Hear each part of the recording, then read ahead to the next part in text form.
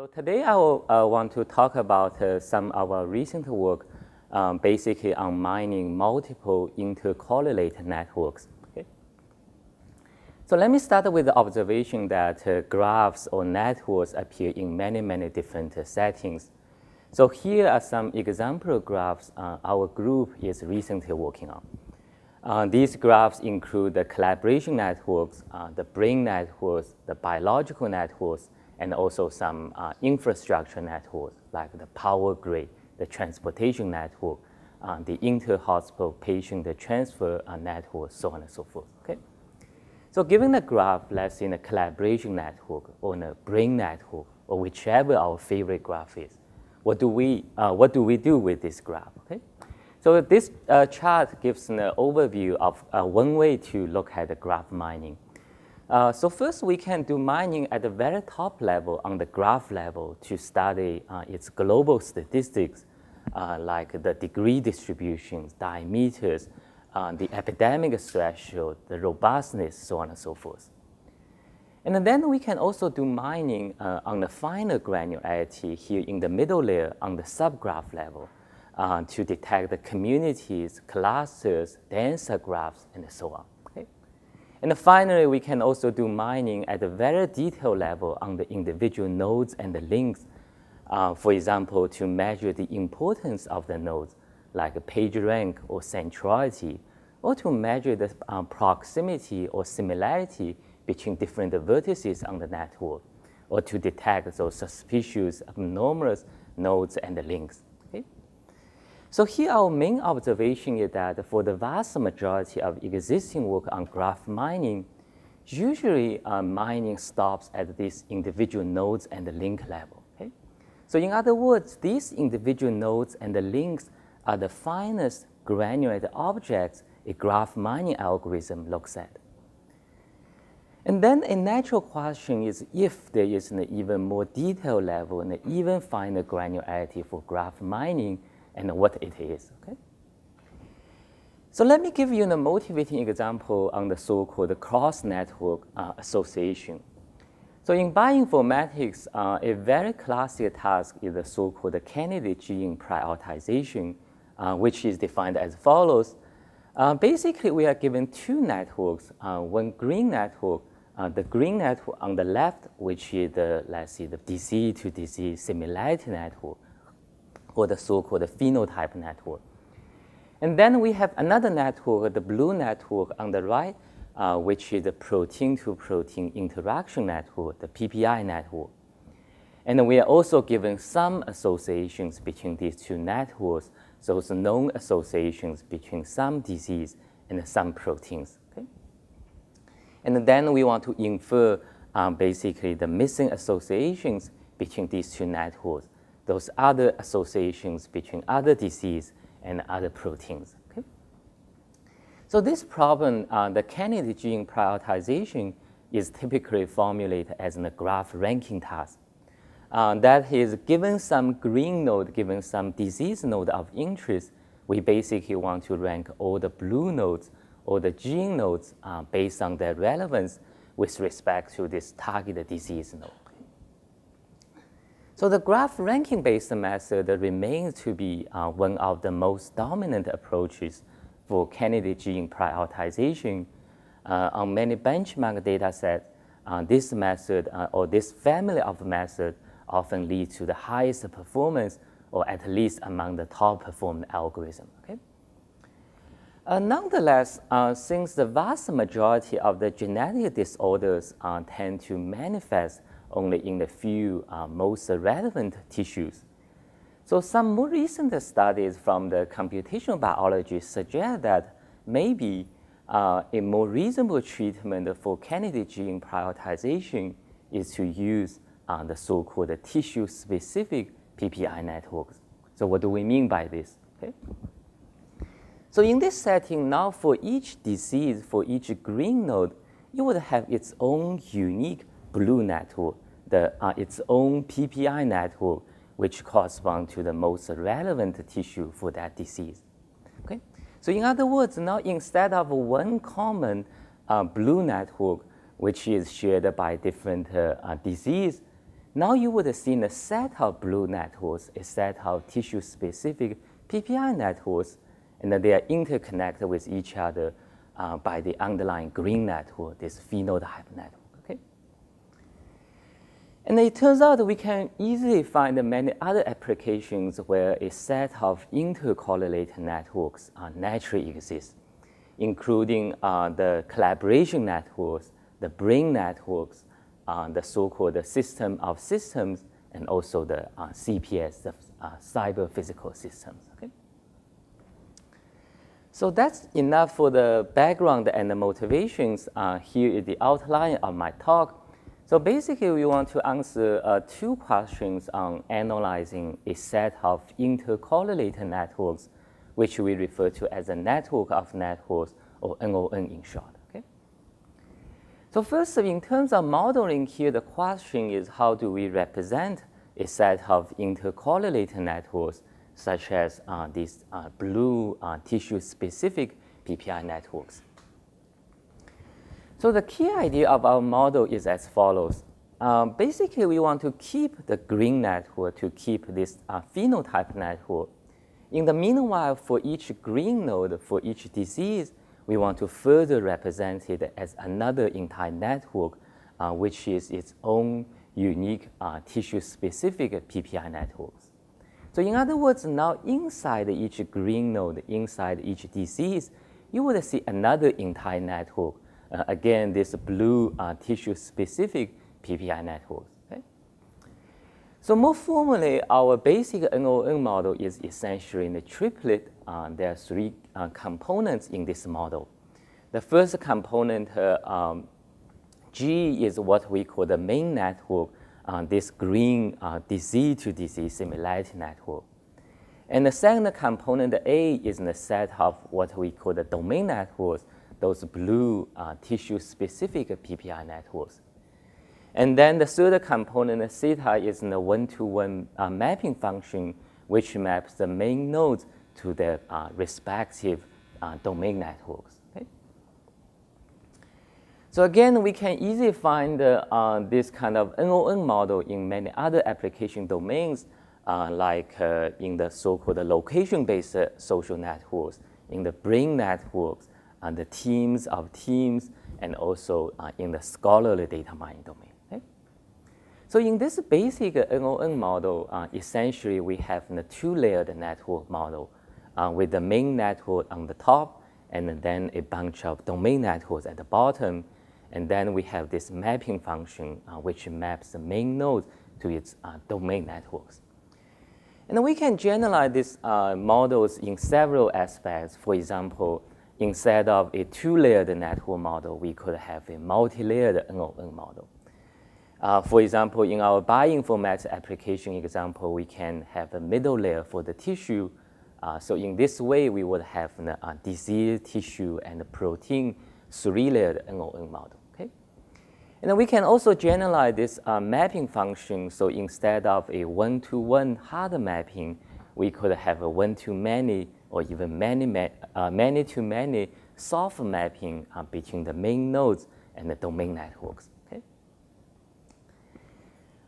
Compared with some existing models for multiple networks, one major advantage of this NON model is that it is more flexible and more general.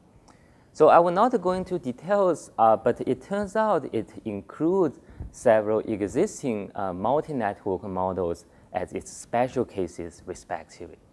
So these special cases include the very popular tensor models, hypergraph models, and also the multiplex models. Okay? So that's for the first question about NON modeling. So once we have a reasonably good representation for NON, the next question is how do we do mining with it? Okay? And I want to show you two mining tasks.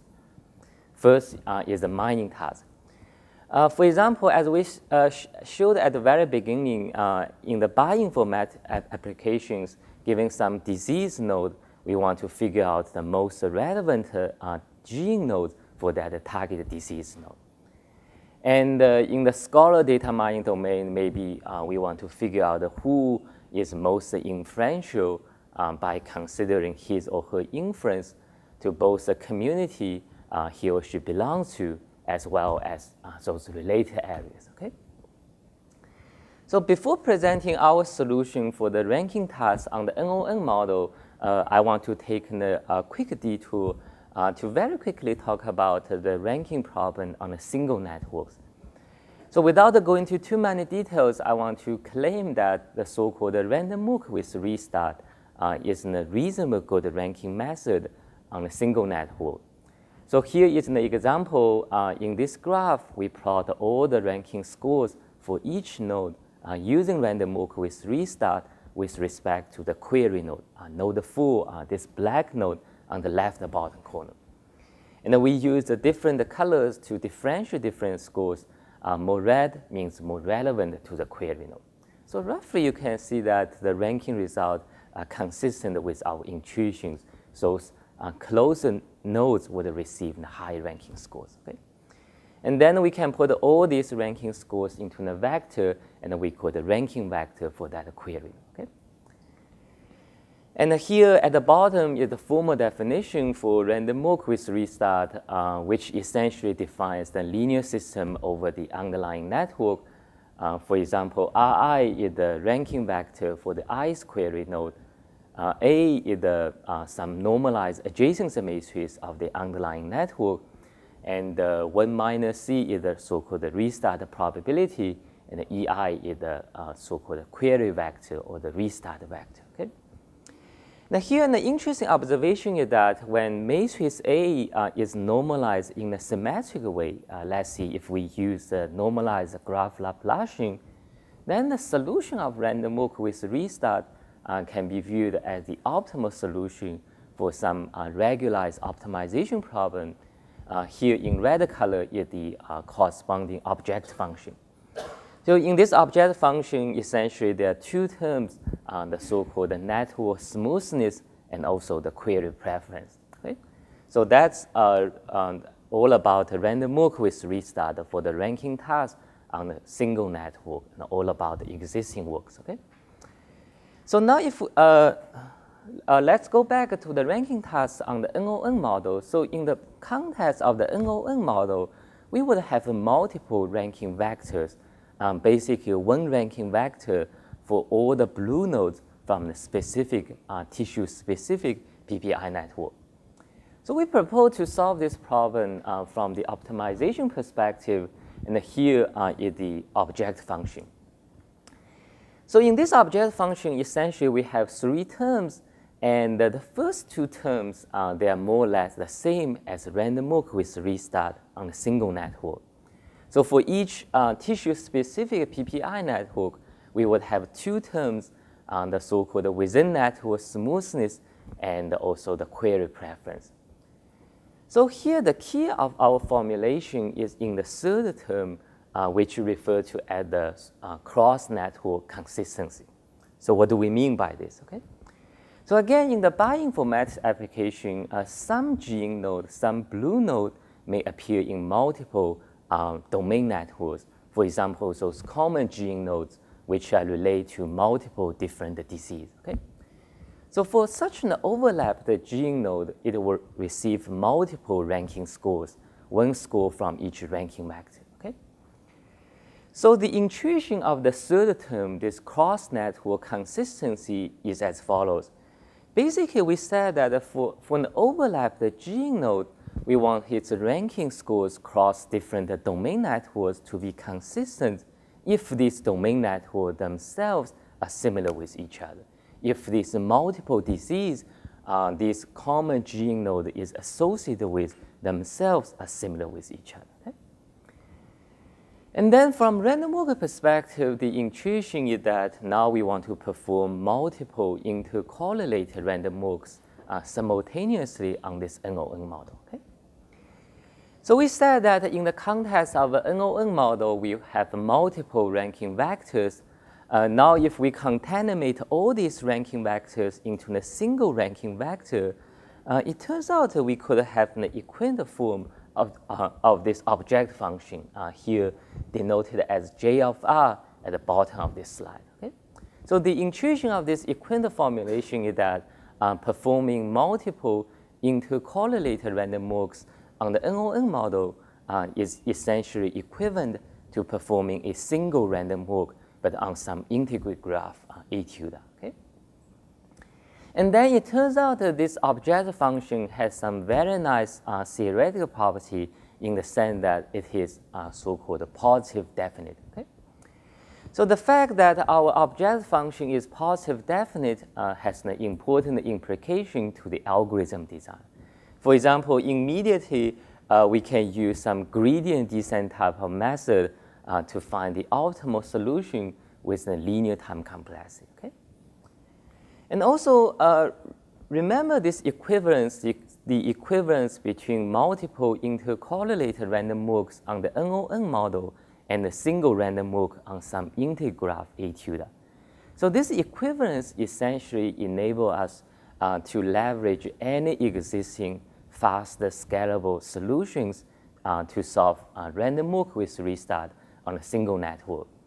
And I should mention that there are many such solutions in the literature, and many of which were developed by folks in this community, in the KDD community. Okay? And then finally, the spatial structure of our NON model. Remember, we said that our basic NON model can be viewed as a two-layered network model. So this spatial structure, it turns out, enables us to do some very efficient pruning, and eventually we could have an algorithm whose complexity is something like this on the left, on the right bottom corner. Okay, so here G and Z's are the indicators, the size indicators for the main network, like how many disease to disease similarity links, which are usually much smaller than the size of the entire network. Okay? And here are some experimental results. So the candidate gene prioritization on the left, and then the cross-domain co-authorship prediction on the right.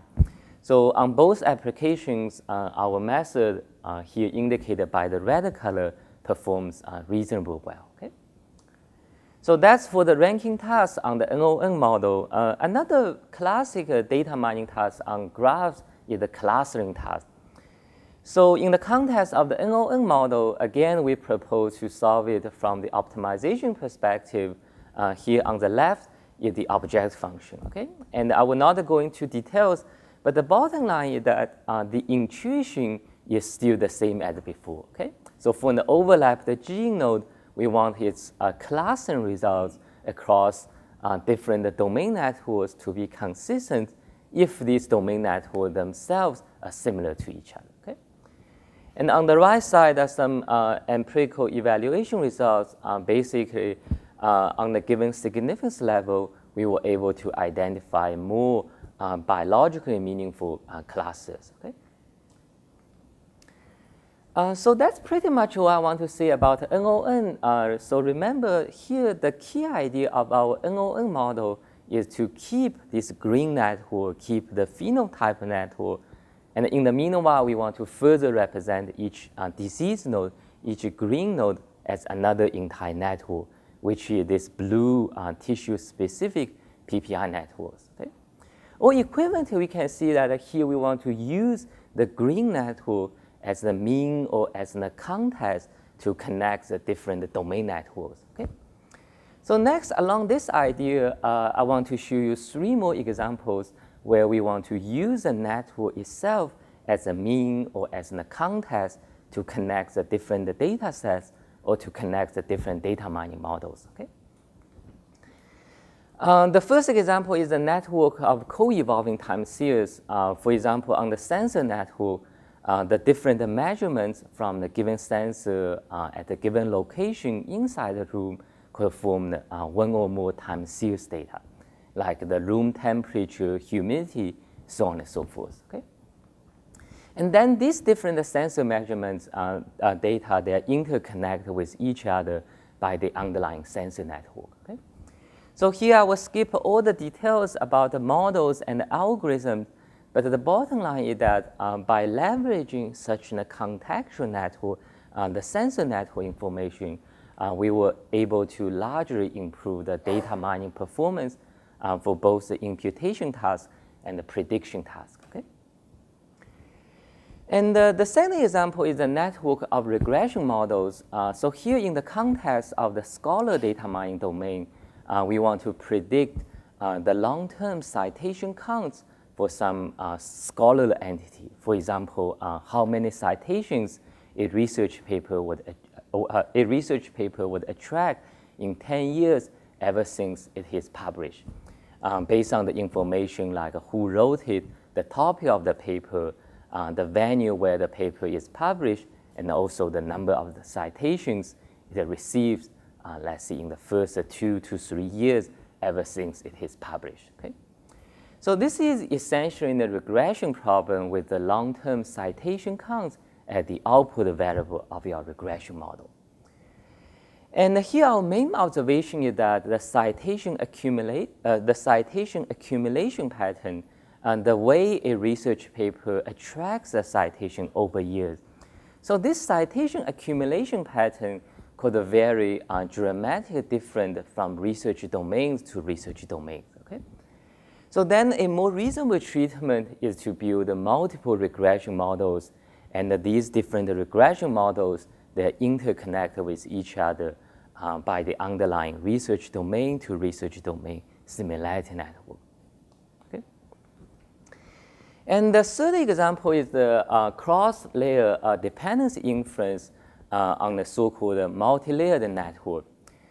For example, on the so-called cyber physical system, we want to infer those unobserved cross-layer dependency between the control layer and the physical layers, the control layer and the communication layers, and also the cross-layer dependency between the communication layers and the physical layers. Okay? So here, again, I will not go into details, but the bottom line, the key idea of our method is as follows. Basically, we want to make an analogy between the inference problem between two given layers as the classic collaborative filtering problem, and then the entire inference problem becomes the many collaborative filtering problems which are interconnected with each other by the underlying layer-to-layer dependency network. Okay? And by the way, if you are interested, the full detail of this paper will be presented tomorrow afternoon somewhere here. Okay? So that's pretty much all I want to say. To summarize, I've shown you four settings, a set of interconnected networks and a set of interconnected co-evolving time series data, and then a set of interconnected regression models, and finally a set of interconnected inference problems. Okay? So in all these four settings, our key idea is to use the network as the mean or as the context to connect the different data sets or to connect the different data mining models. So I understand that in our daily lives, we would not take no as the answer, right? But here, maybe, just maybe, NO is the answer, right? In other words, the key word here is really on a network of something. Okay? And then on the algorithm side, we show that such a contextual network can be often used as a very effective regularizer. So either as a regularizer in the output space of the data mining process, or as a regularizer in some parameter space during the mining process. Okay? So how many minutes do I have? 5 minutes? Okay. So in the remaining 5 minutes, very quickly, I want to show you some other work our group is recently working on. So for this work, I will only talk about the problem definitions. So basically, what kind of problems we are trying to solve, and I'll skip all the details about the models and algorithms. But of course, if you are interested, we can discuss more offline. Okay? So the first one is on the team member replacement. So social networks, among many other things, have also become a very important platform where different individuals collaborate with each other to collectively perform the task as a team. Okay? So here we focus on one particular setting on the team member replacement. That is, in case some team member becomes unavailable before the completion of the project, we want to find the best alternate to replace that individual's role in the team, so that hopefully the team could be least impact because of departure of this individual. Okay. And in this work, we want to use different sensor measurement on the smartphone to recognize different travel modes of the user, like whether or not you are sitting, walking, jogging, riding a bicycle, or driving on the subway, so on and so forth. Okay? This is one of my personal favorites on the brain quest. Right? For example, if I show you these two pictures, can you identify the difference between them? Want to try? Okay. So this is relatively easy, right, if we are given more time. But the challenge is that what if I show you these two pictures, right, the two brain networks of two different individuals, can you still identify the difference between them, right? And even more, what if I extend the challenge, instead of two brain networks, what if I show you two groups of brain networks? Let's say one group from the diseased population, like Alzheimer's disease, and another group from the healthy population. So here the setting is that given two groups of brain networks, we want to identify the structural difference which differentiate the one group from the other. Okay? And in this work, we want to learn the so-called optimal networks for the purpose of better measuring proximities on the networks. And our focus is to learn an optimal network for a specific query node, and we want to do it in the online fashion. Okay? And again, the full detail of this work will be presented tomorrow morning and at this room, the Plaza A&B. Okay? And in this work, we want to do the network alignment, the attribute network alignment, especially when the input network are the so-called disparate, right? Meaning that the same node could have quite different behaviors across different networks. Okay? And finally, on the inference graph visual summarization, so we know that inference propagation on graphs is in very active research areas in the past 10 plus years, right? And much of the existing works has been focused on the question of who or what. Like given a citation network, we want to figure out who is most influential, or we want to know which Twitter post is most likely to go viral. So in this work, we want to take a shift from this kind of who, what type of question to the question of how and why. Right? For example, given the influential researchers in the citation network, we want to know how this researchers influences other researchers or other research areas. And we want to know why a particular Twitter post or Facebook tweet is more likely to go viral than the others. Okay? So that's all I want to say. So to summarize, I believe that inside the atoms, inside the vertices of your network could be a whole new world for us graph miners, as it was for the physicists around the beginning of 20th century. Okay? And in case you are not fully convinced, just listen to what Jasmine or Aladdin said or said. So I think I used all my time. Thank you.